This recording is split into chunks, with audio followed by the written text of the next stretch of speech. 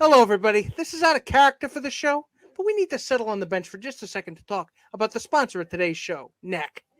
Do you carry around a lot in your backpack, like how LeBron James had to carry the Cleveland Cavaliers to 4 straight NBA Finals appearances? Does your messy and disorganized backpack make you want to pull a Bobby Knight and throw a chair across the room? Well, with Knack bags, you can look that frustration straight in the face and tell it, you're out of here! Knack bags are a combination of your everyday backpack, a travel backpack, and a laptop bag. You have several pockets around the bag, plus a patent-pending hidden expandable carry-on bag that will help you keep everything you're carrying around organized. Pockets on pockets like Patrick Mahomes picks up passing yard after passing yard. Plus, the interior is as padded as a lineman, allowing you to keep all of your electronics safe and sound. The best part, you don't have to look like the student athlete that just came out of a 3-hour lecture class. No matter the need for your bag, Knack fits your lifestyle. Its look is sleek, organized, professional, and stylish, allowing you to look your best while you work your best. And right now, if you head to knackbags.com for a limited time, use the promo code BENCH with your next order to get a free TSA-approved lock with purchase. Make sure to add the TSA lock to your cart with your Knack bag of choice and use the code BENCH at checkout to get it for free. Knack, the one-bag life. This is Empty the Bench with Tom Albano.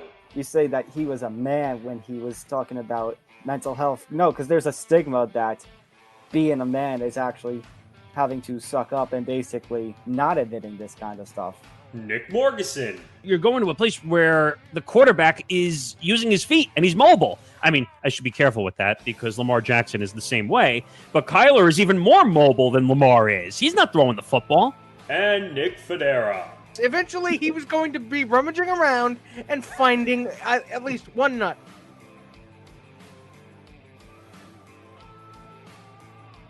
Empty the Bench starts now. Rob Manfred taking a dump on the field before a game and saying, I'm just going to leave this here. And when someone picks it up after me, then we'll continue to have a conversation.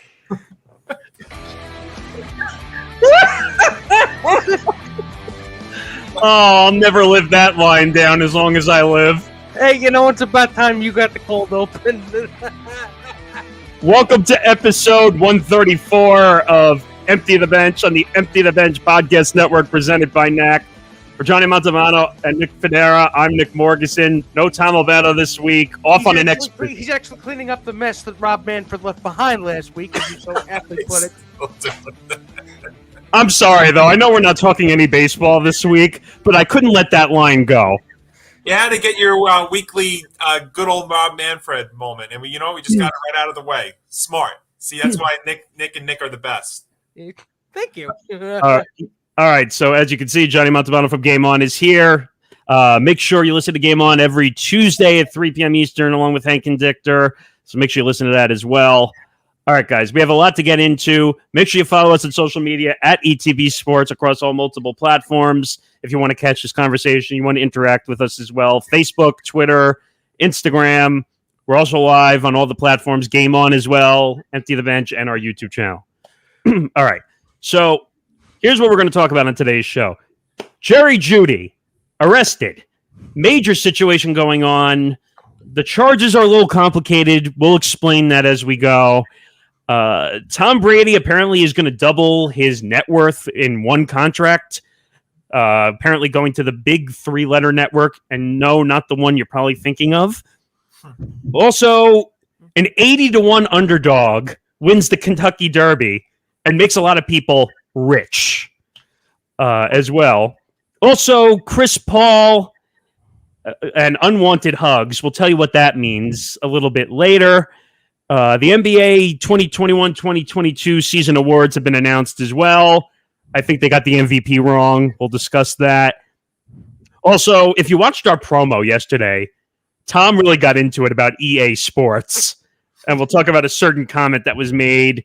We'll get into the NHL and the NBA playoffs and a whole lot more. So let's get started. So this happened over the last couple days.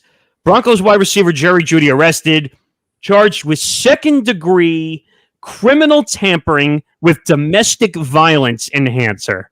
Now, guys, what did you think when you first saw this? A domestic violence enhancer? You mean like steroids?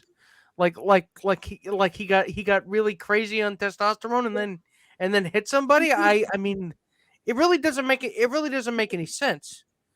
Which is why you kind of need these explainers when you're reporting on these stories, because again, context is necessary even when it's not us. It's context is necessary even in cases like this. I mean, Tom did a minute on it this morning, and I'm still trying to wrap my head around it. What do you think, Johnny? Well, I think that when you think of the story, the first thing that comes to my mind, besides, obviously, the thing I could think of is the football aspect of this. Obviously, this is bigger than football, but the first thing I think about with football when it comes to this is, how is the NFL going to come down on it? Because this subject, domestic violence, when it comes to football, is always a very, very tricky thing. And we've seen a lot of inconsistencies and stuff when it comes to how the league comes down on this. So really, that's the only way I could look at it, because like Nick had said, there's still a lot that we really don't know about this story. It's still fairly developing, but it's like, here we go. Once again, the league is dealing with another domestic violence situation. We obviously know the big one still with Deshaun Watson, but this is just like, boy, here we go again with football. It's like with a football player, and domestic violence just seems to unfortunately never end. I mean, instead of good old Rob Manfred, maybe we need good old Roger Goodell. No, it's the return of Two Checks Goodell. Well, this is Roger. This is probably Roger Goodell's biggest problem to me. Is, and look, there's a lot of things with Goodell that we could talk about that are not that great. I think he's better than Manfred, but that's not saying much. But I think this is a big problem that the NFL has had for years now, is trying to come down consistently with domestic violence. And I think one of the biggest optics that looks terrible for the league is, say, like, if there is something very serious with Jerry Jeudy here, say if there's something very serious with Deshaun Watson, and they were reporting possibly 6 to an 8 game suspension. I mean, the fact that these two players, if, it is true, of course, this is all what it depends about. If these guys could get a smaller suspension than, say, what happened with Calvin Ridley, I think it's such a terrible look for something like that to happen, especially when, the NFL and a lot of these leagues now and a lot of this stuff in general are promoting gambling. Well, here's the other issue you run into, and it makes me question the Alabama program, because if you look at the last couple of wide receivers, it's all been domestic violence situations, speeding of cars situations. It makes me question. Wait. It makes me question whether Nick Saban is actually the good guy that everyone is saying, oh my God, he's the best college coach. He's amazing. He makes NFL players that are going to come into the league and be stars. All right, that's fine. They're going to be stars, but they can't keep themselves out of trouble off the field. Could that be, though? Could that be the fact? I'll take the other side of that real quick. Could that be also the fact that the NFL coaches are not Nick Saban tough-like, though, in that regard? Because we've always heard and seen on the sidelines about Nick Saban how he is towards his players and stuff, and maybe there isn't somebody like that in the NFL. Right, but you still have to control yourself off the field. Like, you can't be. Who was the guy we talked about from Oakland? I can't remember his name all of a sudden. The one that got arrested for speeding and killing somebody. Oh, I know. I remember the story there. You're right. But I get the point though. What you're saying with the Bama guys. Yeah, but and that's what's confusing, because we're seeing all these guys. They're the top program. They're the stars, but they have off the field issues in the NFL. And Roger Goodell does a terrible job of this. He does not have strict enough rules to prevent these issues from not happening again. He needs to have rules where if one small thing happens, it doesn't lead to 5-6 other things that could be a black eye. I mean, it's not necessarily. I don't think it's necessarily causative in this case. In that, I don't know if causative is a word, but I don't know if it's a chain reaction thing where one guy gets away with it, then everybody's going to start beating their significant others. And I don't, but the fact that there is such a wide spectrum of punishment that Goodell is, willing to laying down, and there's such, I mean, there's no consistency. in what he does, how they operate, and how he does it. I mean, on one end of the spectrum, you have your Ray Rice, and on the other end of the spectrum, you have Ben Roethlisberger. And I know earlier in the year that was years ago, but it still is not right. But there's no they don't have a set of rules. Like I know they keep saying, well, we have our domestic violence rules, or in MLB, they like you said a couple of weeks ago, Nick, that they just broke out their new domestic violent shiny rules. Henry Ruggs, thank you, Johnny. Yeah, that I forgot. That's who it was. Henry, and to go back to the Henry Ruggs situation, Nick and I for sure we talked about this. How ridiculous the NFL handled it. Like they almost were not going to suspend him. They almost weren't, and therein lies the problem here, where somebody's got to put their foot down. Somebody. What were you going to say, John? No, I was going to say this is like I said, this is a problem the NFL's had for years, and the first guy that I think about that's had so many problems and yet the second, third, and fourth chances is Adam Pac-Man Jones.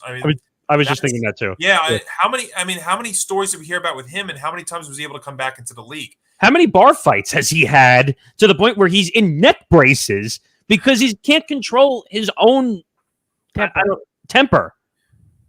You just also wonder, though, if there's, something that has been brought up a lot too is could this also be because of all the hits that these players take and it messes up with their mind and stuff? Obviously, that's something that's going to be answered several years down the road. But yeah, this is to me been the biggest problem with the NFL has been, like we said, this domestic violence policy that's been inconsistent at best, and really just policy in general when you hear about players committing violent acts of any kind. And well, what's confusing here is a temporary protection order is now in place, even though I guess it's wife or girlfriend, I don't know, I think it's wife, came out and said that there was no violence that was done, allegedly. Well, if there's a charge for second-degree criminal tampering with an enhancer, first of all, explain what that. First of all, they need to explain what that is, so you don't get your narrative wires crossed, right? Well, yeah, that's the problem. Have you ever heard of such a charge? Because no, I actually haven't. I mean, none of us are law enforcement experts, and neither do we play them on TV. But still, even watching all those shows from back in the day, yes, this is something that's never come up. No, watching CSI does not make you a forensic analyst, no matter how many repeats you watch on 3:00 in the afternoon on a Thursday. But I was going to say, following the arrest, Sheriff Tyler Brown clarified that the accuser is the mother of Jeudy's 1-month-old daughter, but that no physical contact was made at the part of the incident. Wait, what? No physical contact? So there are other parties that are witness to this? It says deputies were dispatched, Brown explained, after the woman asked for a keep the peace situation, alleging Jeudy had her property and could not access it. Oh, that's what they're saying. So they're saying it's a property issue that he kept away. So what the hell are the police getting involved for? Because apparently she said, quote, keeping the peace situation. So what in this case, what are the chances, gentlemen, I must ask, that the NFL waits for this to blow over and nothing happens? It's like everything else. Do you remember the elevator incident with Ray Rice where they originally said it was 10 games and then they knocked it down? Or what did they say? It was 10 games and they knocked it down to 2? Or was it the other way? They made it 2 and they bumped it up to 10 and then they sued over it? And because the NFL can't decide what's serious and what's not. I mean, I guess it's like, yeah, okay, you figure it out. Is it serious enough? It's almost like Roger Goodell is standing in the switch. It's like he goes up, and then the crowd cheers, and then they go down, and then he boos. Okay, keep it in the middle. The NFL also wants the teams to act on it before they have to. Because they don't want to be the bad guy. Well, right, and that's where the Deshaun Watson comes into effect because, the Texans did the NFL solid last year by not playing him, and that's why if he was actually active for and starting one of these games, then the NFL would have to step in. They didn't have to because Watson pretty much the Texans did that for him. So they want the teams to act first before they have to step in. Right, because the NFL doesn't want to take responsibility for its own league. They'd rather have their own team so that when they turn back to the media and they say, how did you handle it? Oh, well, the team handled it, so we didn't have to get involved, which is dumb. Roger Goodell's job is what as the commissioner? To discipline if things go wrong.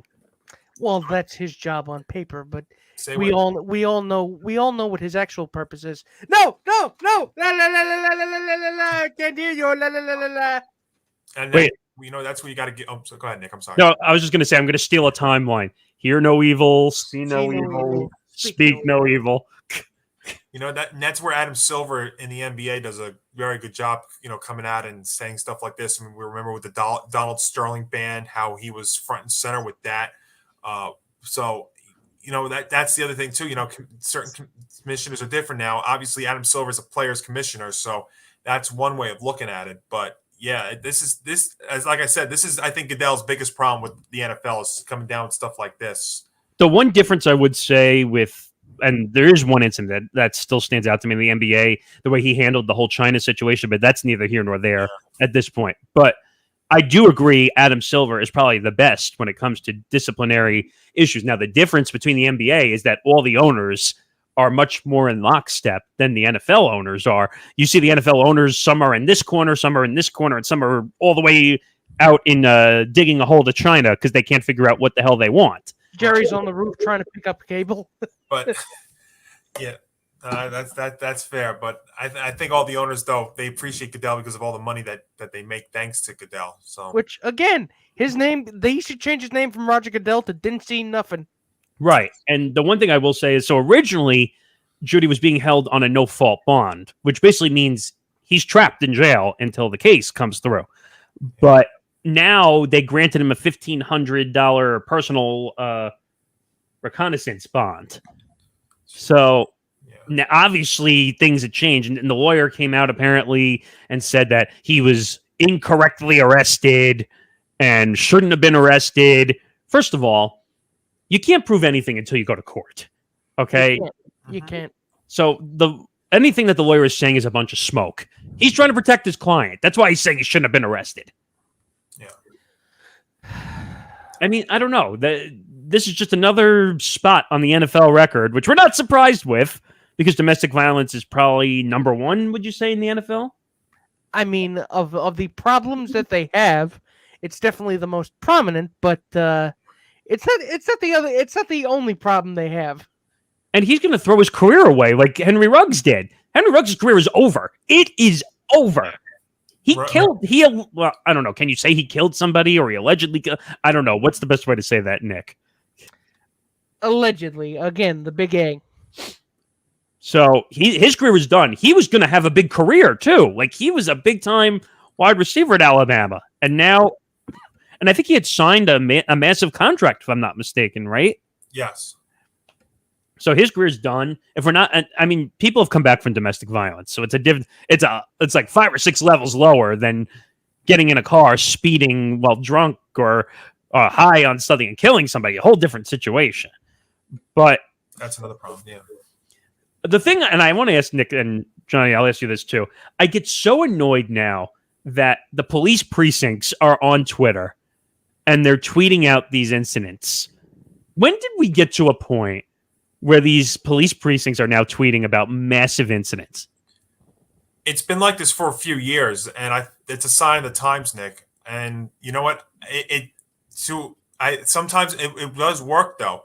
And I think the perfect example of that, we were talking about shows. When Live PD used to be on the air, they used to do stuff about this all the time, and it actually helped catch, criminals and stuff. So I don't know if that's where you're kind of leaning towards with that question, but it is a sign of the times that, they do this, but there are pros to them doing it though. So I don't really have a problem with it. I just think it's weird that you don't see them doing that for normal incidents. They only do it for the big name incidents. Yeah. I think you got to be fair on all fronts. You can't just do it because he's a big name. Well, that's possible, but they would post stuff depending on the severity, or if they need to find, if they're looking for somebody, and we've seen that with the NYPD. We see that with really all the police precincts for the most part. By the way, here's the definition. So Jeudy's charge of second-degree criminal tampering indicates interference with another person's property with intent to cause injury, inconvenience, or annoyance. That's what they're defining it as. And I think, like Tom had said in the Sports Minute, wouldn't it, because it's Colorado, isn't it different there than it is in other states? That's The where- laws. The that's laws what- are different. Yeah. So it says he's able to travel, and his next hearing is on May 31st. So it's 2 weeks from, or a little over 2 weeks. Yeah. So we'll see what happens. And again, I'm not surprised by this because this is historically what goes on in the NFL. And you know what? If more stuff comes out, then maybe the Broncos do what the Raiders ended up doing and just having to cut ties with Jeudy, because if it ends up being a very serious situation. But again, domestic violence is way lower than killing somebody. It is, but at the same time, you know what? There should be punishment if there ends up being the case. I agree with you. I think he should be suspended. Now you brought up the Deshaun Watson, and we talked about it. Yeah. I think if you're going to, I think the Deshaun Watson incident is way stronger if it's all true that he went after 22 women allegedly, and that's way worse than having one domestic violence situation, right? Yeah. That number is Astronomical. If But- it all ends up being that way, yeah. Absurd is more the word I'd use. Right. And also, what would be absurd again is he gets a smaller suspension than, say, Calvin Ridley. Again, I bring that up before.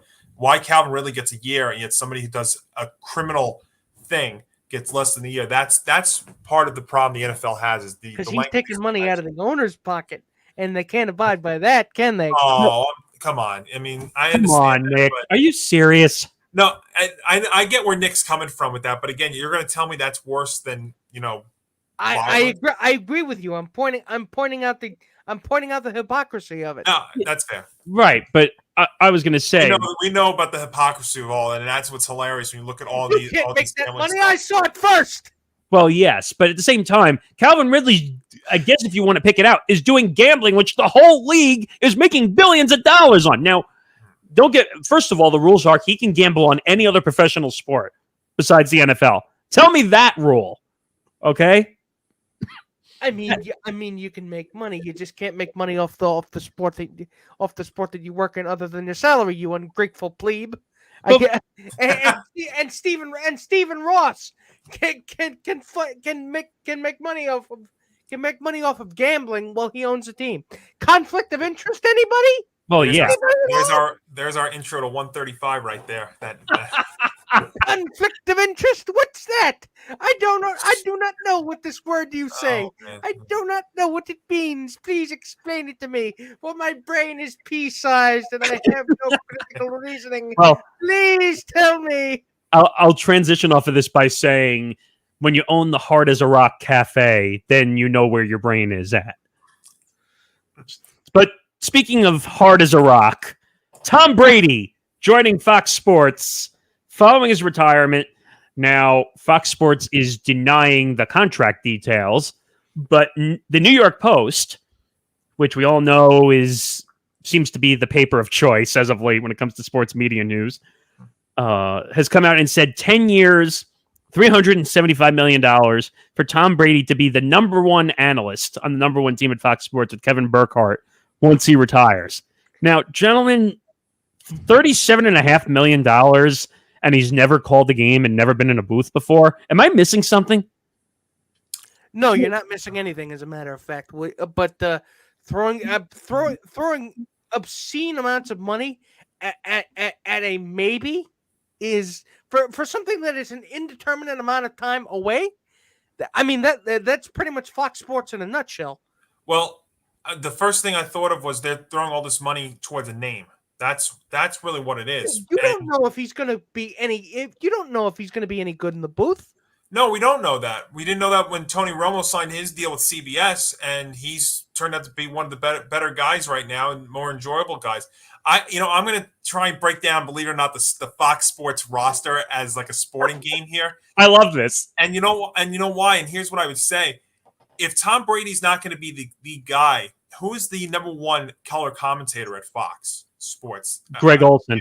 Greg Olson, and it's nothing to take away against Greg Olson, but Greg Olson. They don't does really not have a network number take. one.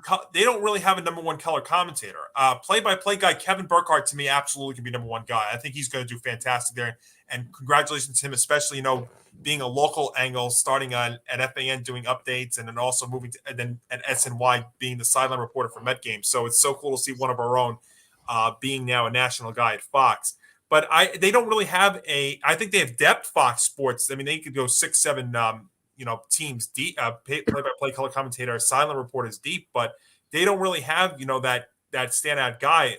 And Brady, at the very least, is a name recognition. And what he'll do too is he will also add viewers because they're going to want to, listen to see how he does. As far as how he would do, well, first of all, we don't even know when this is going to start. Is this going to be his last year? That's the other thing. He says he's going to get another chance, but did he commit to this specifically being it? No, he didn't. Because I don't think Brady coming back this year was for 1 year. I thought this was at least 2 more. So did I. You don't do 39. You don't come back in 39 days out of retirement just for 1 more year. No, you don't. You would have to commit to at least 2. I mean, but at the same time, and someone said this last week in our comments, and we didn't get to it. You don't have Bruce Arians as your head coach anymore. Right. Even though the team is supposedly in good hands with Todd Bowles, but again, you don't know how the season's going to go. Todd Bowles, last time we saw him on a field, was a head coach of the Jets.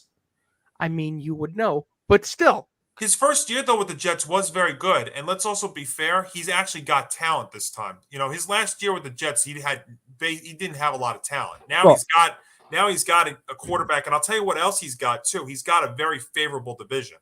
Right. I mean, yeah, he does. The team is stacked. He's going to run away. And not even stacked, Nick. I mean, like I've said before, Tom Brady only needs to play at 50%, and the Bucs are going to win 10, 11, 12 games by accident this year. I mean, is there anyone that's going to bet against the Bucs to win that NFC division? I mean, no. No, because right now they've got, in my eyes, the worst team in the NFL in that division in the Falcons. They've got the Panthers, who are still a mess, and they've got the Saints, who have made improvements, and I think they'll actually contend for a wild card spot, but I don't think they're in any way, shape, or form going to contend with the Bucs. So, unless Fox knows something we don't, we're going to again. You can't assume that it's going to be only 1 year, like you just said, Johnny. Mm-hmm. And it's again. I really think that Troy Aikman and Joe Buck leaving for ESPN threw them for a loop. Fox. Well, actually, I'll tell you what this is. You want to know what this is? It's money. That's what it is. That's what Fox was thinking. They don't care. That much? Jesus. Nick, they don't care. They don't care how much money it is. They're willing to take a operating loss. Nick, I'm going to throw this back to when you and I were in the master's class at Hofstra, where we were sitting and talking about the Olympics. NBC, what did our professor tell us about the Olympics with NBC? Do you remember? What they pay, the exorbitant amount of money they paid to get it. They operate at a loss every year.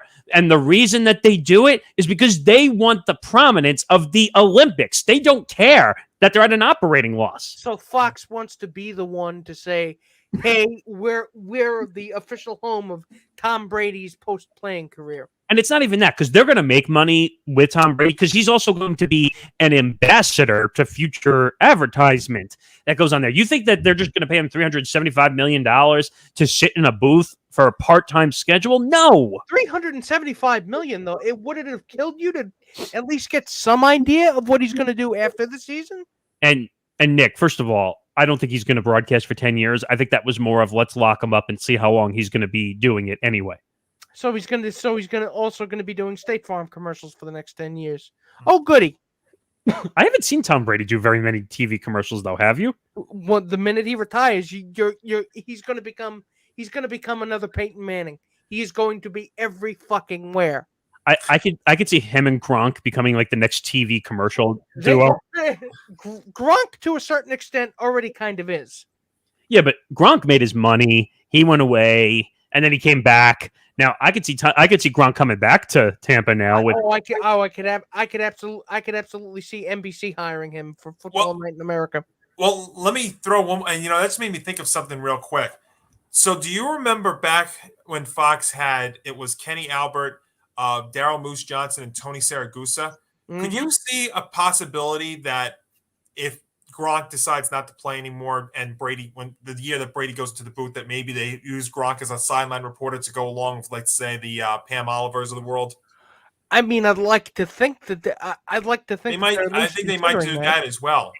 I don't know. Maybe have a different kind of and maybe do a different kind of national broadcast. I don't know if I see him like sidelining. I could see him like becoming almost like the entertainment side of football, like doing certain things on the broadcast. I could see him actually like maybe if he goes to Fox and works with Brady, I could see them doing like a Manning cast type thing at Fox Sports with like a Gronk and somebody else. Or maybe So be like you're what saying Rob the Riggle used to be. alternate broadcasts are now going to be the new hot trend. I think they already are. The Mannings have already proven they've already done. And by the way, it started with the Mannings when they were doing Peyton's places. And now look at all the different athletes that ESPN is putting on ESPN Plus under the Peyton's Places brand. Yeah. I know what I was saying with maybe he could also maybe Gronk be like what Rob Riggle used to do. Yeah, Rob kind of Riggle, entertainment department. But Frank Caliendo. I think it's name recognition too, to a degree, why Fox does this. He does. I'll tell you though, he definitely is going to reset the whole market, because he's going to make on average $37.5 million, and the next closest guy is Romo at 17 or 21 million.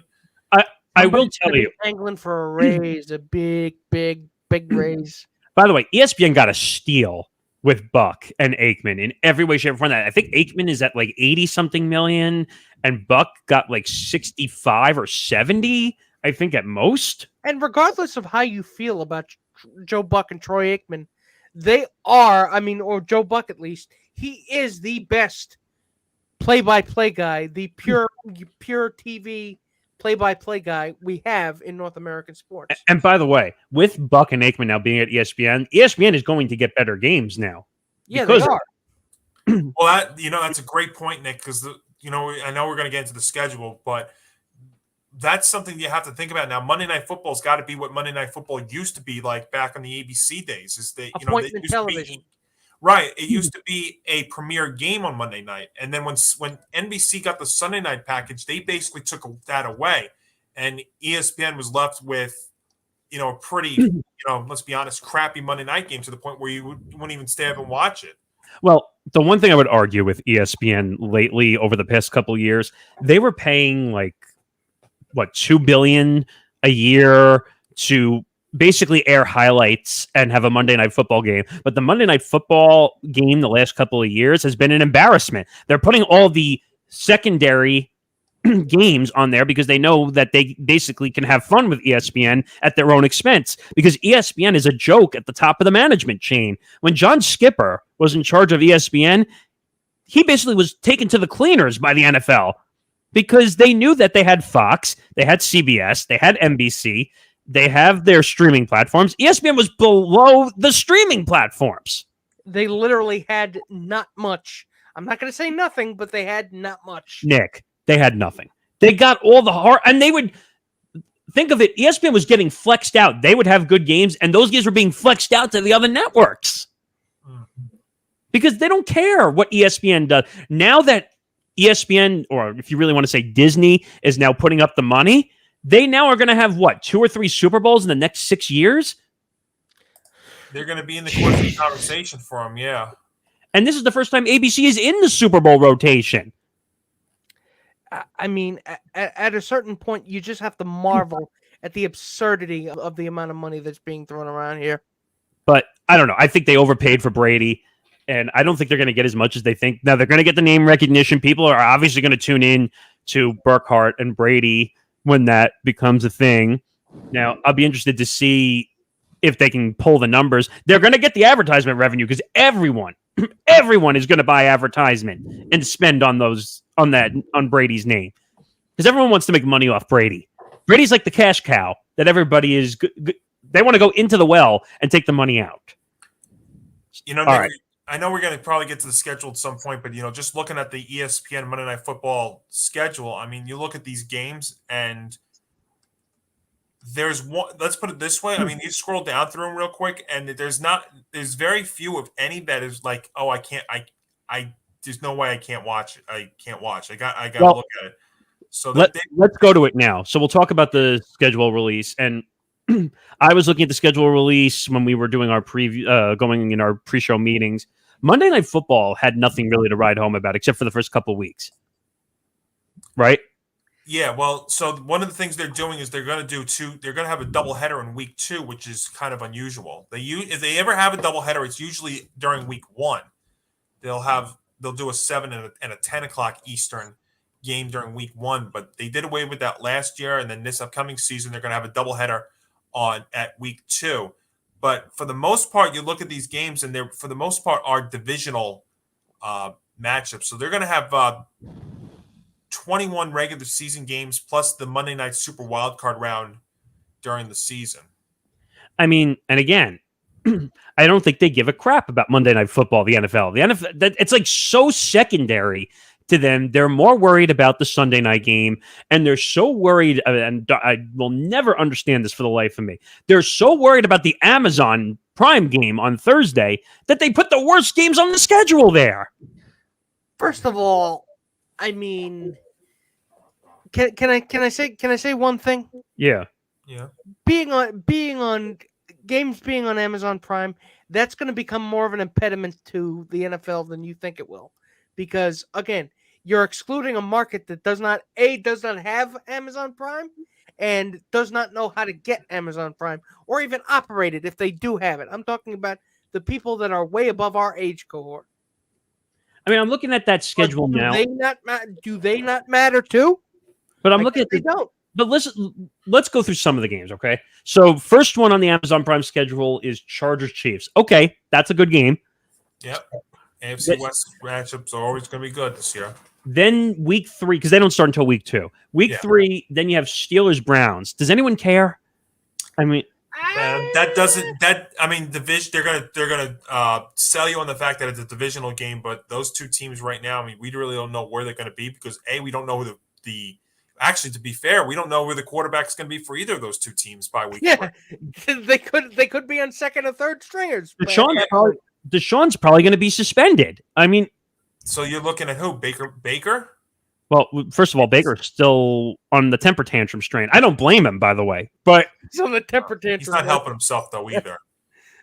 I mean, Nick, I'm going to steal the line from you. What can Brown do for you? I mean, at a certain point, it's you have to. It's like you seem to be. You scheduled these games in a certain expectation that it would go a certain way, but it's not. Again, you're going to end up with dirt. You're going to end up with a crap game. But you know what's interesting though? So then I'll quickly run through some of the others. So week 4, Dolphins Bengals.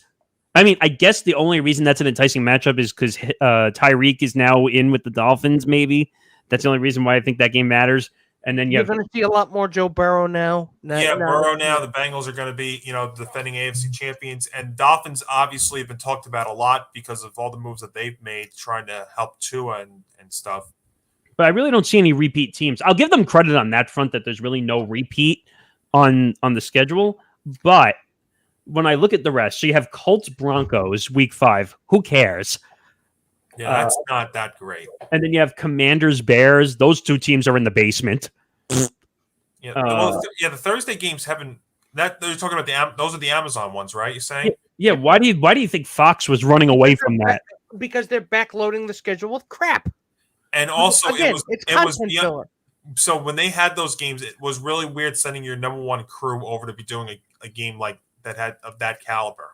It made no sense that Buck it's the football equivalent of packing peanuts. It is right it's there. It's just filler. But that is not to say that they don't have some barn burners, though. I mean, the Giants and Vikings at Christmas Eve, like I said on my in my minute. Right. No, I get that, but I looked through some of the rest. So Saints Cardinals is not bad. Ravens Bucks is not bad. But then you come back with Eagles, Texans, and Falcons, Panthers. I mean that. Oh, yeah, that Falcon Panther game is going to be ugly. That'll be more like 6-3. You want to know something because it's the Davis Mills experience. So the first time you really see a big prime team, the Cowboys, is December 29th on the prime package. That's the first time you see the Cowboys on the prime package. I mean, getting Cowboys Giants on Thanksgiving, that's got to be something. Yeah, or am I just crazy? Yeah, as I'm mowing down my third plate of food, that's just what I want to see is the Giants and the Cowboys. I mean, if you're looking for an opportunity to lose those pounds quickly, you could definitely making you vomit. Vomit can definitely help you. Yeah, we're not going to promote bulimia, being bulimic. Yeah, please, can we not do that, please? Yeah, I'm not gonna do. Yeah. So really, though, what you learned though, one of the things you learned from the schedule. Just distract yourself by eating. Yeah, one of the things you learned from the schedule though is the Monday night package actually is pretty good this year, and the Thursday night one once again is still not that great. I mean, I'm looking at the Monday night now. So the first couple weeks they have to make them good. Otherwise, no one's going to watch. So you have Russell Wilson returning back to Seattle. That one's the ratings are going to be through the roof for that game. Absolutely, yeah. Plus, it's the first one, yeah. Then you have Titans, Bills. Now that's great. Yeah, it's kind of a little up in the air. Is that the doubleheader day?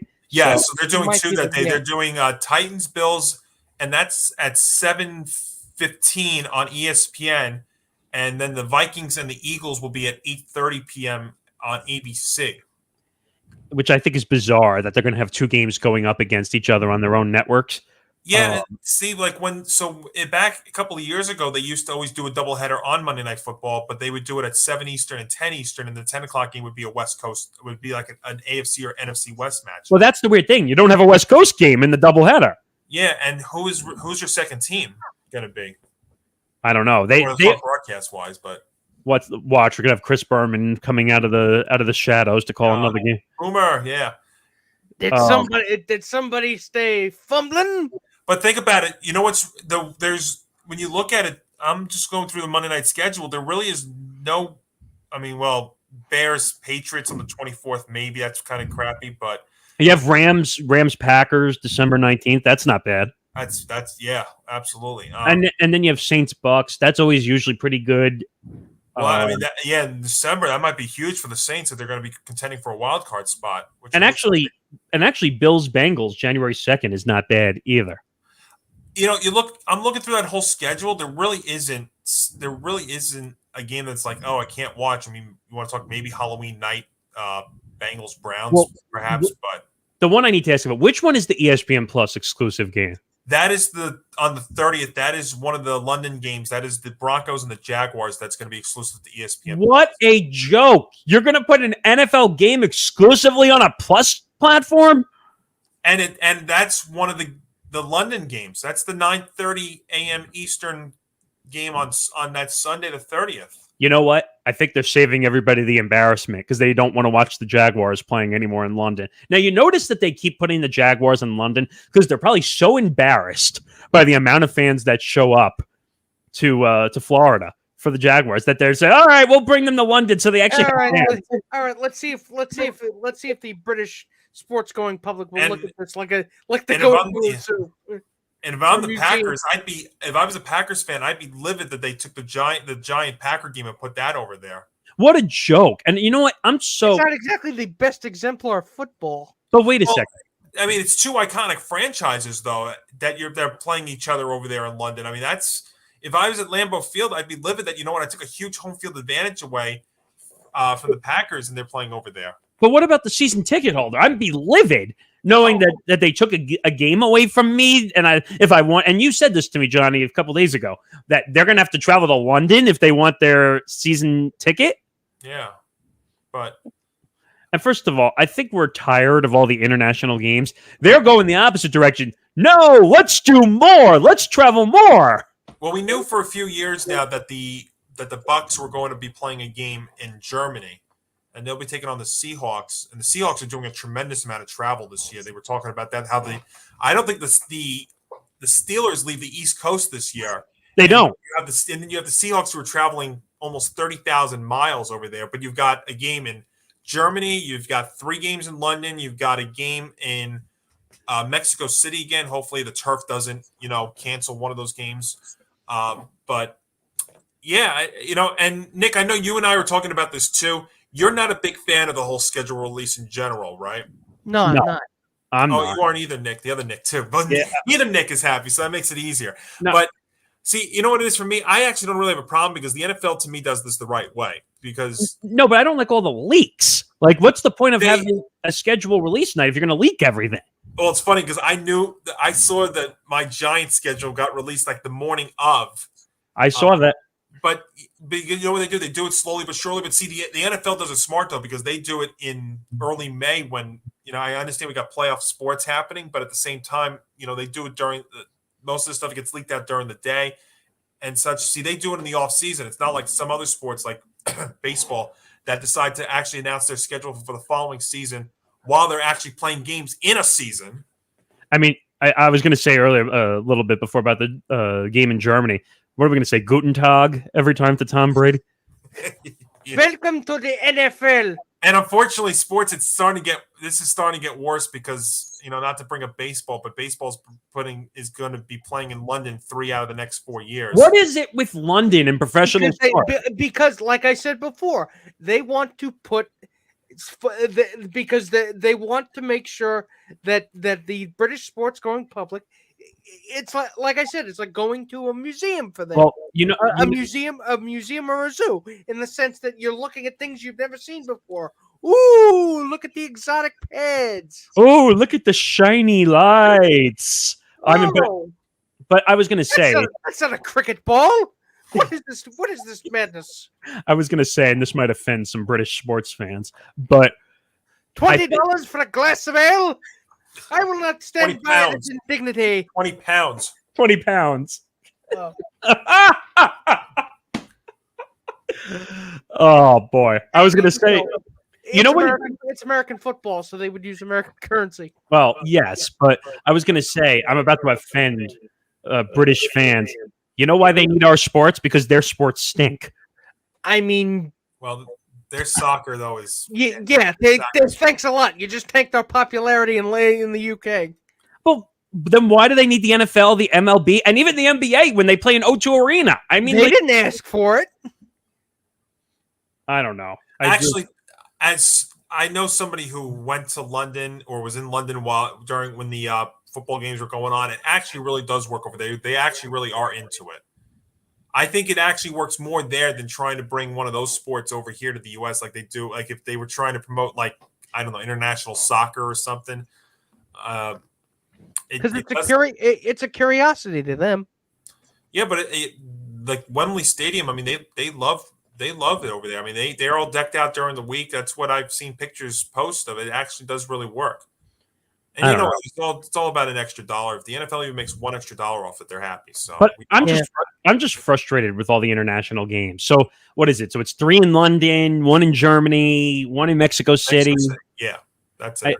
What's next? Where are we going to go? Well, gosh, I'm trying to think. Didn't they talk about going somewhere else too? Are we going to copy baseball and go to Japan? Is that where we're going to go next? I mean, that would definitely be interesting. I mean, didn't I tell you that for the NBA preseason, they're already talking about the NBA preseason. They're going they're going like UAE, like they're going to places. Yeah, the playing a football game in Dubai. Oh yeah, that's what they were talking about. Yep. Basketball. We're not even done with the season yet. How can we know?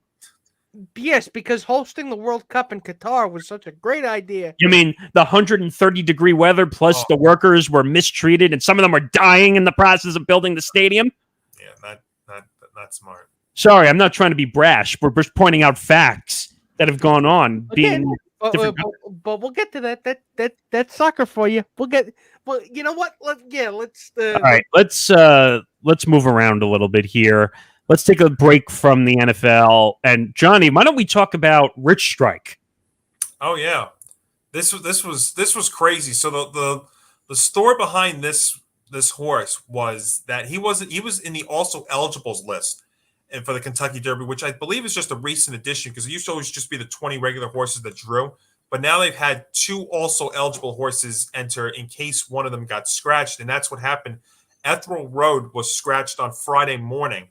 And so Rich Strike drew in off the also eligibles list and drew in as post position 20, which I believe was where Ethel Road was. But yeah, so they didn't know till last Friday morning. So less than 36 hours before the race was supposed to go off last week, they knew that Rich Strike was going to run. And watching NBC's coverage of the race last week, you hear the analysts talking about how this horse and how he has no path to win. And when you watch the replay of it in general, it's amazing because the pace of this race was so quick that the horses that were setting it and were in the lead had no chance to really win it throughout. But Rich Strike now comes into the stretch and is still, like, as they make the stretch, he's like 8th or 9th, still far back, and makes an unbelievable run down the inside and comes out of nowhere to upset at 80-1, the second longest shot in the 148 years of this race. It's crazy. And the amount of money that's put on the Derby or any of the big three. Yes, somebody that they got filthy stinking rich. Well, I was watching some Barstool content because I watch that from time to time, and someone put a $15 bet on the last post and he said, "This is what I do every single year. I don't spend a lot. I just put like $15 or $20 on maybe I'll win." And guess what? He won. 80-1. That had to have paid out at what? Like there's $1,600. Jesus. On a $15 to $20 bet, he made $1,600. Oh yeah, it was the second biggest shot in the history of the race, and also there was only one other horse that had ever won from the 20 spot.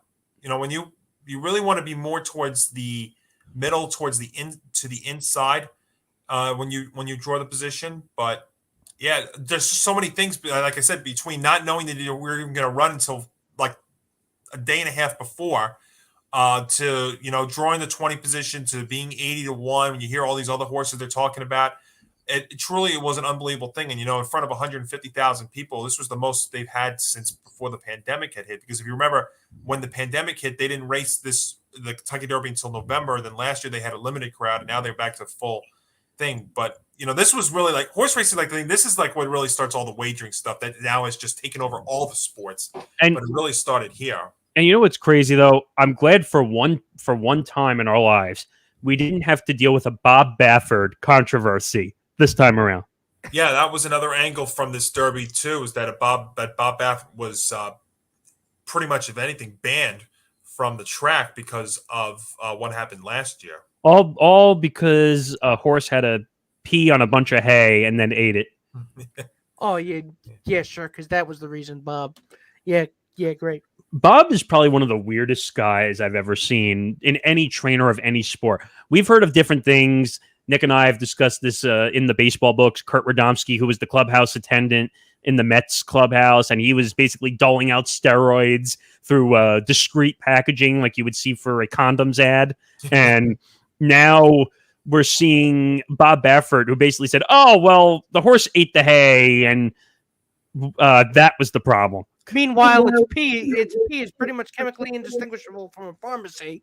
So I mean, at a certain point, it's how dumb do you got to realize? You got to ask yourself, how dumb does Bob Baffert think we are? By the way, I just want to say one thing. This is great for the sport because it's rare that you see someone from the last spot win. But the horse is not going to run at the Preakness. So that was going to be my next point. Now, I understand that, like Johnny said, it was a day to a day and a half before he found out he was running the race. But you basically just cut your audience in half for the rest. You're not going to see a Triple Crown winner again. That makes you less money. What? Why? Unless the horse is literally not ready, or you don't think that he'll be able to win. Well, that's what the trainer had said, Nick, was that that the horse wasn't really, prepared to race, in 2 weeks' time. Now they're going to come back to the Belmont on June the 11th, but because nobody expected the horse to actually win. Win. Exactly. Yeah, that's part of it too. They're not looking at the people betting or the audience factor going into the Preakness because let's be honest, if Rich Strike was going to run the Preakness next Saturday, he wasn't even going to go off as the favorite. There were still going to be 4 to 5 horses that were actually going to be favorited. Right, but also, I'm sorry, Nick, but just one other thing real quick I'll say about this is you have to understand half the field that ran in the Kentucky Derby also is not going to run in the Preakness. You're going to have an entirely different field It's a shorter field, usually 8, 9, 10 horses at most. It's a mile and what is it? It's a mile and 3/16 is the Preakness. It's a quarter mile. It's a shorter distance, but yeah, it's it's uncharted territory for an 80-1 underdog to do it. So they're not looking at that, and the odds of actually Rich Strike pulling those off again, while it would have been a great storyline and one to really watch, I don't really know if it's gonna really work out. But the thing is, I think there needs to be rules, like especially in horse racing or any other sport, that if you win, you have to compete. At least compete until you lose. I think that should be the rules. I understand that the horse, it's a younger horse and didn't know if it was going to compete, but you're hurting the sport by not competing. And what also confused me, you're telling me it's basically going to be a whole different field for the most part at the Preakness. That's a problem in my eyes. It's been discussed for a long time now, and if you remember a couple of years back, and I forget which horse it was, but do you remember the story out of the Belmont Stakes when there was a potential Triple Crown winner, and they decided to interview the trainer of that potential Triple Crown horse, and he went off berserk because there were several horses that did not race in either the Belmont and the Preakness, and they came back for the Belmont Stakes. It's different though because it's an animal, so it's not like regular human. It's not like they have real. Like you could stick a microphone in the horse's face and go, "How you feel? 1 stamp for yes, 2 for no." Yeah, but that's the problem. Also, you could say the same thing. That was he? Are you going to race today? No. What's that mean? I was going to say though, you could say the same thing about Rich Strike because you don't know how they were feeling a day or a day and a half out before racing. They were kind of forced. I don't know if I want to say forced, but they were kind of given last minute point of view to decide if they were going to race. But I think the rules need to be, if you win, you got to compete until you lose in the Triple Crown. It hurts the sport. Yeah, this was an unbelievable moment. And like I said, I did an ETB Sports Minute about it. And I said that, he made people rich and he definitely, he struck a chord with not only horse racing fans, but regular sports fans in general. I mean, we're still talking about it a week later. It's unbelievable. All right, let's move on because we're a little bit, we've been talking for a while on these two topics. Let's move over to the NBA and let's talk about unwanted hugs before we get to the NBA season-ending awards. So, Chris Paul, the Suns, has his family at American Airlines Center where the Mavs play. There right now, the Suns are facing off against the Mavs. And this fan, I don't know how old he was. I think he was 21 or whatever, just old enough to drink. And he gets thrown out of the stadium due to unwanted hugs of Chris Paul's mother and family. I mean, dude, read the room. It's like you don't know those people. First of all, how'd you get close enough to them? Yeah, I hate to say it, but how was he able to get that close to him? It's like, seriously. I mean, have you ever been in a situation where you've been hugged unwantedly? Yes. It's creepy, isn't it? It is creepy. Yeah, randomly. Yeah, it's awkward. It's scary sometimes too. Yeah, the security flaw, and unfortunately, it seems to be talked about a lot in basketball and really all sports. Is all these incidents happening with fans. I don't really know what the answer is you could do here. I mean, there should be more security on those lower levels for sure, but unfortunately, fans seem to always find a way to try and get around security. Well, and stuff. I don't really know what the answer to preventing all this stuff from happening is. I mean, we saw it over the last year, and especially during the height of COVID, when fans were finally allowed to come back in. We saw Russell Westbrook get hit with popcorn, and we saw Kyrie Irving get hit with a water bottle, and we saw Trae Young get spit on by Knicks fans, which was a disgrace. Yeah, which is totally terrible. Which is a dumb thing to do. And I'm going to obviously exclude you from this next comment I'm going to make, but a lot of Knicks fans are not exactly the smartest people.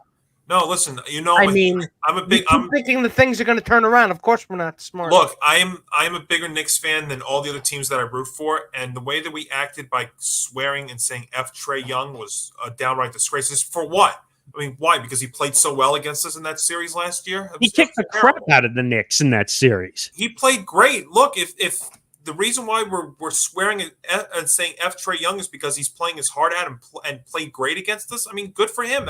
He's played great. He should be doing that. But there's no reason we should be swearing and spitting on him. It's not like, a rival like Reggie Miller or whatnot. I mean, geez. I mean, he played great that series. And, the Knicks also played like crap, but that's a whole nother story. I'm telling you right now, if Trae Young was available in free agency, the Knicks would jump on him in a second. Absolutely. I mean, I would if I was running the Knicks. Absolutely. So anyone that, first of all, and I hate to say this, but it's true, when you're yelling and cursing and spitting at someone, you're actually wanting them to be on your team because you actually are jealous that you can't have that type of player. Absolutely. Knicks haven't had a good point guard in forever. Can you imagine if Trae Young was on that team with some of those young guys? They would probably be at least a first or second round contender. At least they would be a top 4 or 5 team in the NBA Eastern Conference with a Trae Young kind of player. That's the thing they've been lacking for such a long time now, as a point guard and a really a bona fide superstar. Because those are the two things the Knicks are lacking going into next season that could really, I wouldn't want to say take them over the top, but get them into a playoff spot and maybe make a round or two. But just to put a bow on this, if they get into the playoffs and nothing happens, then they turn into the Brooklyn Nets. Oh, come on! Look, we both of our. I don't want to make a Nick net point because some people have been on shows and they do that and it doesn't go anywhere. Both teams are a mess, but for different reasons. That's all I'll say. But the way I would put a bow on this is the fan got banned, not permanently banned, but banned until 2023 for hugging a All-Stars family. You kidding me? It's like, dude, come on. Don't you understand the concept of personal space? I mean, hugging a stranger. Jesus. I mean, no. I mean, what the? I mean that. I don't know. Like, what do we do here? I mean, he should be banned and never be allowed to show up at American Airlines Center. Now, people are going to say, "Oh, you're being too sensitive. Fans are fans." Well, Nick, I've said this to you many times, including when fans were allowed back in. What does it say on the back of your ticket? I don't know. I've never actually seen the ticket. What does it say? When you buy a ticket, it says you are responsible for the way you act at a game, and therefore if you act in any way that's untoward, out your ass goes. They have the right to throw you out of a game if you're acting insubordinately. Give them the old heave-ho. So, all right, let's move on. Let's talk about the NBA 2021-2022 season awards. So, the big one, which you see on the banner here, Nicola Jokage wins MVP. And guys, I was kind of livid by this because I think Joel Embiid had a much better season than Jokage had, in my opinion. It was, again, Nicola Jokage absolutely deserved it. But I thought that because, again, he did all this stuff on a team that did not have Michael Porter Jr. And again, they just got mopped up in the playoffs by the Warriors. Oh, wait a minute. So it's like, okay, here's your consolation prize, Nicola. But wait a minute. Embiid didn't have Harden until basically after the trade deadline. But he had Harden, though. Yeah, but Nick, you're talking about apples and oranges. They didn't have Harden until and Harden didn't do anything once he got there either. I don't know. I still would have. What do you think, Sean? To me, Embiid probably was the favorite to win the MVP, but I don't have a problem with Nikola Jokic winning the award. I mean, all three of them were worth it. I mean, you can make a case for all of them. I think the thing is for us is we don't really see a lot of Jokic's games because he's out west in Denver, but Giannis is playing out of his mind. Look, he's playing out of his mind with the Celtics and against the Celtics, and they still may not get out of that series. And Embiid's was fantastic this year. So I mean, you can make the case for all of them. I have no problem with Jokic winning it. To me personally, though, Nick, if I had to pick one, I would have said Embiid, but I think it's all fine. First big man to win the scoring title since Shaq in 2000. I mean. And you know what? When Embiid was out those couple of games in the playoffs, and again, this is the postseason. I know it's different, but it hurt. Not there. You saw the team wasn't the same. I hate to say this though. If Jokic was out, I think Denver would somehow manage to figure it out. When Embiid was out, they were a much different team. Well, it's funny because, in years past, we've talked about how the West was so deep and dangerous and the East was weak. And I think it was flipped around this year. I think the East was so dangerous and the West was so weak. So, I get what you're saying with that. But, I don't have a problem with it. I mean, him winning back-to-back, it's quite remarkable, too. It's rare. It's very, very rare. Yeah, and like you said, it's also rare with what Embiid did. He had no big man's won the scoring title since Shaq in 2000. So, absolutely. And it's hard because a big man, it's hard to win a scoring title because a lot of double teams, you're not playing around the big man. Like Embiid was your scorer, was your leading guy. Even with Harden there, Embiid was still doing most of the scoring. Yeah, and I think it also speaks volumes to what the NBA has become in general, where the point guard really has been a powerful position. And for years there, I mean, you had, 10, 12, 15 capable high-scoring point guards. But now basketball is one of the many things with basketball that changes. It's a positionless game. So Embiid could at one moment be playing under the rim. The next moment he's taking a 3-point shot. Right. Okay. Let's look at some of the others quickly. So defensive player of the year, Marcus Smart, no doubt. I think he was the Boston Celtics, one of the best defensive teams in the league this year. And they might be out in 7 games. That game tomorrow is going to be unbelievable. It's crazy. Yep. Also, 6th man of the year, Tyler Hero. Miami is on fire. Right. And by the way, and I think Miami won that series. Anyone who says that the Sixers lost that series is delusional. I totally agree with you, Nick, 100%. I think that they're just Jimmy Butler seems like he finally found a destination that he fits into.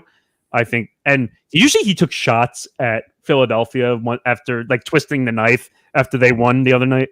Yeah, and he has absolutely every right to do that with how that happened. Of course, I was watching the next day, and you were saying, "Oh, should he go back to Philadelphia?" It's like, no, that ship has sailed. Excuse me. Philadelphia might be in as equal or more shambles than the Brooklyn Nets are, because they have to figure out, are they going to give James Harden the large contract? I wouldn't. I'm going to get into this more on Tuesday's Game On for sure, but I've never been a big James Harden fan. I look, it's nothing to take away from what he does, but look at all the teams that he's been in and the mess now that has been created.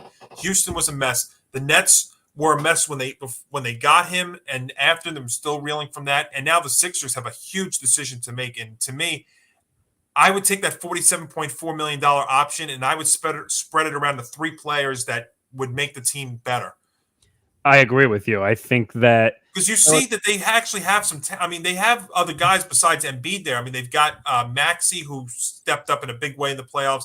Thybulle's been great. So, they've got the pieces there to still contend and stuff. But, spending all that money on one player when you can fill out 3 or 4 of the spots, you've seen super teams and multiple players that just doesn't work anymore. I mean, if they could find another, and I know he's just with the Bucks, I know he's not going anywhere. If Philly could find another Brook Lopez type player to fit in with the Sixers, they would be unstoppable. That's kind of along the lines of what I was thinking is another one like that. Yeah. And then quickly, I'll just lay out the others. So 6th player of the year, Tyler Hero. Most improved player, Ja Morant, which I think deserved. He unfortunately got hurt, and that was the demise of Memphis. Yeah. But I think he's going to be a future MVP, multiple MVPs when he gets it right. I think he's shaping up to be that way, yes. And then coach of the year, Monty Williams, Phoenix Suns. That's a no-doubter. Yeah. It's crazy that they're actually going to Game 7 tomorrow. That's. Can you imagine if the Mavs won that game? We were talking about how Phoenix was totally unstoppable, and it's incredible what's happening there. Yeah. All right, we have a few more to go through here. We do have one baseball topic. The Guardians and the White Sox series was postponed due to positive COVID-19 tests and cases. Guys, I can't believe we're talking about this again. All I'll say about it is we're not done.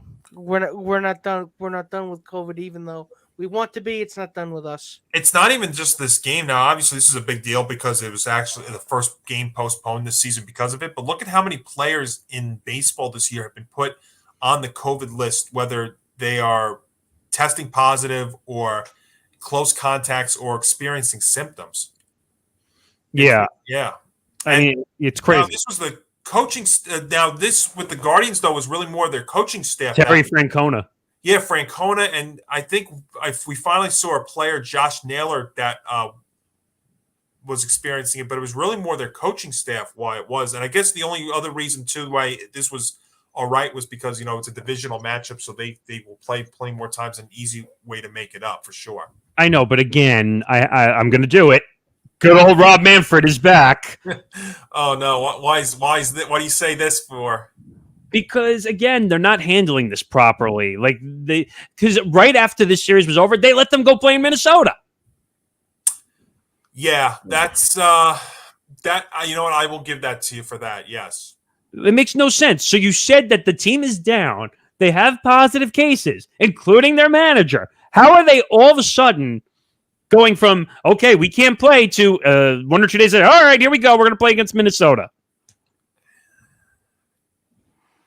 I don't have anything for you on that. You know what? I have something. I have something for Rob Manfred. Oh, this is yeah.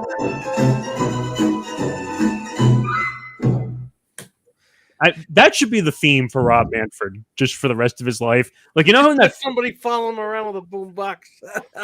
No, in the Family Guy episode where where Stewie follows around the guy who's walking around, and you're, oh yeah. Stop it! I have a glandular problem. That's gonna be Rob. Like, he's just gonna be I'm very sensitive about the fact that I suck at my job. Stop it! I'm terrible at my job. Leave me alone. Ugh. All right, here we go. We have a few little quick headlines left. I'll save the EA one for last. I'll let you guys go in on this one. Barry Trotz fired as Islanders head coach.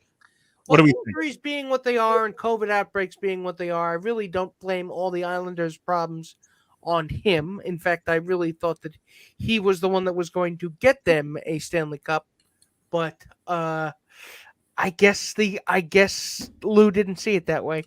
Yeah, I brought this up on Game On. The Islanders were screwed more than any other team when it came to COVID this year, and it wasn't just because of the 8 players that tested positive and had it. It's because when Canadian teams had a couple earlier in the season, their games were suspended. The Islanders never had a suspended game until it was too late. Now, they needed some help, too. Like their team, the way they were constructed even pre-COVID, was still not good enough. They needed to get another score or something like that. Maybe they just had to go in a different direction. But for a guy that's won 2 Jack Adams awards, I was actually a bit surprised. But he had been with the team for 4 years. So they have to go in another direction. I mean, you do trust Lou Amarillo, who's one of the best GMs in all of sports. But, yeah, I was a little surprised. But at the same time, I could see why they want to go in a different direction, too. I mean, I don't. It's usually the coach that is the fall guy for this kind of stuff. But in this case, I don't think Barry deserved it. I agree. It's a weird situation. I mean, I watched the Islanders a little bit, and I was like, oh. And then they had some postponed games that were not out of their control, like you said. But what I'm saying is that should have happened first. They postponed their games too late. I mean, they were bringing up guys from Bridgeport to play because they had 8 guys or so that tested positive for COVID, and they didn't suspend their games when that happened. Well, that's Bettman for you. Why? Well, why? And I'm not an Islanders fan, but I'm going to defend them in this regard. When you had teams in Canada that had 3 or 4 players test positive, they postponed and suspended their games. That didn't happen with the Islanders until later on in the season. I mean, I guess this is accurate now. Hey, I'll take Gary Bettman though as the commissioner over Rob Manfred. Yeah, Excuse me? Yes, absolutely, Nick, for sure. Actually, are you sure about that? Absolutely. Let's say things we can't take back. Nick, Jerry. Nick, I'll stay with that. Absolutely. Nick, I can't believe I'm going to say this too. I would take Gary Bettman over Rob Manfred right now. You both are meddling with forces. You No, don't I'm not. understand. No, we're not. No, do you want to know why? Because even though Gary Bettman has had his issues and between the lockouts and all the bull crap he's pulled, at least it seems like Gary Bettman has a spine compared to Rob Manfred. Okay, look. It sucks having a lockout, but that lockout in 2004-2005 season, yeah, it sucked. We missed a year of hockey. That was the best thing that ever happened to the New York Rangers. I would say so, yeah. I agree. He still sucks. I'm not over it. Hey, I'm not saying he's perfect. I'm just saying I take him over Manfred. He still sucks. I'm not over it. That's all I'll say. Okay, that's fair. That's fair. I Still hate better you. than Manfred. Get the fuck out of here. Goodell's better than Manfred. Silver's better than Manfred. I'm willing to make the bold statement that Manfred is at the bottom of the list right now. There is no doubt that he's at the bottom of the list. Think about it. Adam Silver and the NBA are probably at its highest level right now. Yes. I would say. Okay.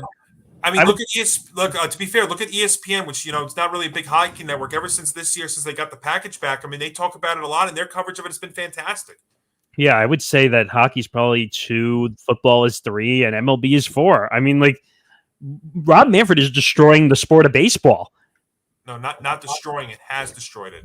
It's not coming back anytime soon. No. I'm saying he's still destroying it. Well, he still is. Yeah, and the game is destroyed for good. I mean, it's going to take years to get back to what it used to be like. All right, let's finish on one more here. Tom said it in the promo appropriately. EA Sports, FIFA and video game relationship. FIFA series to be rebranded as EA Sports FC.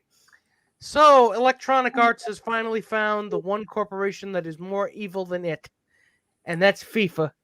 So, ladies and gentlemen, for those of you who don't know sports video games, FIFA and EA Sports are kind of like a match made in hell because, again, you know how everybody complains about Madden? Yes. Everybody does the same about their FIFA series. So, but I have a question though, or not a question. I guess it's more of a comment on this, which it's like the sports cards, like when you open up the packs of cards, and I think it was either Bauman or one of the others. They lost the license, and now they basically put the pictures of the players on the card. It's the color of the jersey, but they're not allowed to put anything on it, like the team, because they lost the license. Is that what essentially this is going to be? I mean, I'd like to think they won't, but I'm starting to think it's going to be you'll have the teams, but you can't have the play. Or you'll have the players, but you can't have the names. Are we going to get like the London Silly Nannies instead of? I mean, instead of being able to play as Pele in what you call it in classic mode, you're gonna have to play as Arriaga. And Arriaga doesn't even exist. Not being an expert in this, I would just ask you guys this question: would this be kind of like what college football was like with video games, and yes, until now, it looks like they may be coming back with it now, especially with this whole NIL stuff going on. Which yes, the NIL stuff exactly. Yeah. By the way, and now I don't know, Johnny, if you saw this more in the college space. Do you realize that players that are trying to figure out where they're going to go to college are basing it on how much money they're going to get an NIL opportunity from these teams, or else now they're not going to go there. But you knew that was going to happen. That's not really a surprise at all. That and the transfer portal has changed college sports for good forever. I mean, look at how many players are going through the transfer portal in college sports now. It's First of all, crazy. I think they need to put a limit on the amount of times you can move in the portal. That's fair. Yeah. Because I don't mind if you move once, maybe twice. I think you should only move once. If really, I mean, I get why you transfer. Look, we regular people transferred through colleges before. I mean, but you should only be able to do it once, especially if you're an athlete. I mean, first of all, you have to remember, first and foremost, these college athletes, first and foremost, are students. They're not athletes first. They should be students first and athletes second. But unfortunately, we're creating a mentality now where that's the other way around. Well, that's bad. That's so it was okay for the NCAA and the schools to reap billions of dollars. No, it's not. No. But when we talk about like coaches like Dabo Swinney and Nick Saban making millions of dollars, these guys exactly. But these guys went through school. They got their education and stuff. These are kids. But they're students first and athletes second. I mean, geez, I wish if I was in college, and if I was an athlete, I wish it would have been that mentality. But that's not what it should be. Right. And the one thing I was going to say is, in my opinion, your currency is that you get to go to school for free and that you play on that. I'm tired of these athletes who are asking for millions of dollars in NILs to make money. Go make the money when you're a professional athlete. Yeah, and I'm sorry. I'm gonna have to agree to disagree because, to be honest with you, I think that the colleges owe them because they're the ones doing the labor. Nick, they're allowing them to go to school for free. Do you know how expensive it is? Billions of dollars of revenue, and college kids can't even afford food. They're not even getting an education because the school is making them dedicate. That should be what they get, though, as part of the scholarship stuff. They do, of course. Yeah. Nick, they get the meal plans as part of the scholarship to go, but a lot of them don't, though. But the problem is you're taking on a slippery slope by allowing NILs because now you have agents in the mix, you have advertisers in the mix, and now you have these young kids who you regulate it. But Nick, they're not in the real world yet. They're young kids who are not developed yet to understand the business space. Now then the colleges should not be making billions of dollars in revenue. But Nick, it's different. They have to make the money to pay the bills for the school. Billions of dollars in revenue? Do you realize how much it costs? The fucking international airport for that kind of money. But Are Nick, you kidding me? Nick, do you realize how much it costs to operate a school?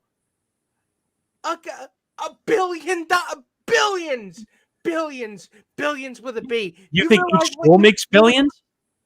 Okay, I'm asking you a question. I'm gonna have a conniption. I can't. I'll ask Johnny. Do you think each school is making billions? I think that's the whole industry itself. Million, and it all goes. Believe me, it goes in people's pockets. Well, not towards making the academic programs any better. Not towards getting people out of school. Nick, that's what the boosters are for. People's pockets. But it's a racket, a business. But you're telling me that you don't think getting a full scholarship has any value whatsoever? When you're not getting anything out of the scholarship other than 4 years of sports, it ain't worth the paper it's fucking printed on. You can't wipe your ass with that. Well, I was going to say the way you fix that is you tell everybody they have to finish school before they can become a professional athlete. I'm sorry, we're just going to have to agree to disagree. I just feel like it's the professional leagues have to be allowed to make money. At the same time, first of all, when we originally were talking about this, college athletes were not supposed to make money until they hit the professional level. That was what we were originally dealing with. Unfortunately, this is something that was heading towards this way too. They've been talking about trying to do this for a long time, and once it got passed, you knew this was going to happen. And by the way, and just to piggyback off a point Johnny made, if you're going to allow them to make money in school, they're not going to give a crap about school because now that they're making $2 million, $3 million of NILs, they're going to basically say, "Screw it, I'm not going to class. I need my money." When you watch like CBS and ESPN, when they do their college football games, they actually will show the players. But what do they show? They all not only do they forget the stats, they also show what their degree they're going for is and their GPA level. That should be stressed first. That's again, they're kids first. They're students first. They're athletes second. It should not be the other way around. He's right, Nick. That you have to first of all in the football world when you're dealing with the NILs. Do you know how long the average career is in the NFL, Nick? Bad. It's like 7 years, not even 5, right? No, it's 3 years. Because of the amount of wear and tear and injuries, it's 3 years. So if you don't have a degree, you're fucked. Look at what happened, and this is a different sport, but look what happened to Greg Oden when he went into the NBA. He was supposed to be the next big man in all the sport, didn't finish college, completely bombed in the NBA and had nothing to go back on. The only reason that he somehow made it is because he basically came back to Ohio State and became a coach. And you know what? Time will tell on this, but Zion's going down that road too right now. At least Zion, I guess he has the Nike deal and he's made his money, so I guess he won't have issues. And I think he'll be back next year and I think he'll be fine. But take him on the Knicks. Take him on the Knicks. I'll take a flyer on him. Him and Barrett together, like in the Duke days? Absolutely. My point is that I think education is being lost here. Education is being lost, and it's all about the money now. That's my point, though. And I'm saying that actually about education. I kind of opened up Pandora's box talking about the college football video game. On this. Well, yeah, before we start throwing punches, yeah, agree to disagree. All right. I was just going to say it's all about the money. I mean, we're going to start talking about Jesse Jason. We can agree on that. We can. It is all about the money. It is all about the money. See, I just think it's absurd the amount of money going through the NILs. It's absurd. Again, it's about money.